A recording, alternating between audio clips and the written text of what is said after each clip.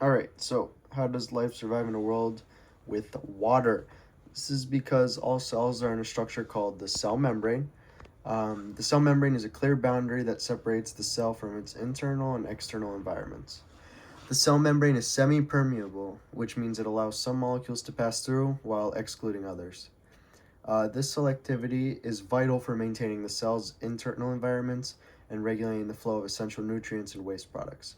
The cell membrane contains a phospholipid bilayer, and basically what this is it's more they're amphipathic, so they have a hydrophilic part and a hydrophobic part.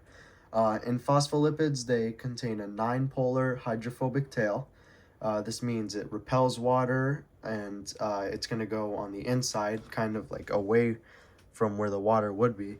And they have a hydrophilic head, which means they kind of gravitate towards water. They love it, and those obviously go on the outside, where the tails are on the inside.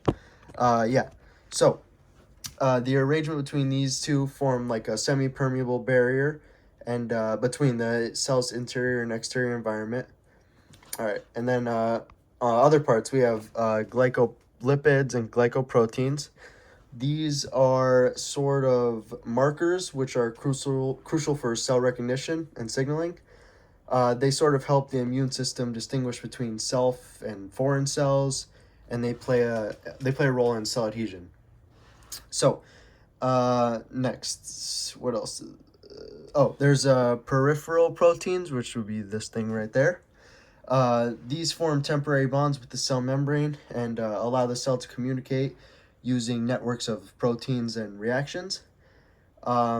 There's also integral proteins, which would be right here. The integral proteins act as cell receptors and help transport proteins across the membrane. And then there's aquaporin.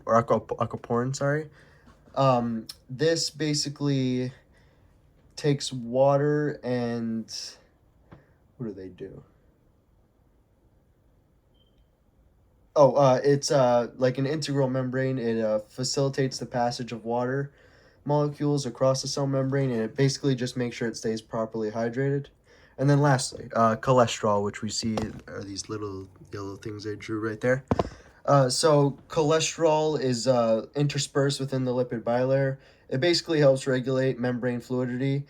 It prevents the fatty acid tails from packing too closely together in cold conditions and helps maintain the structural integrity of the membrane. Yeah.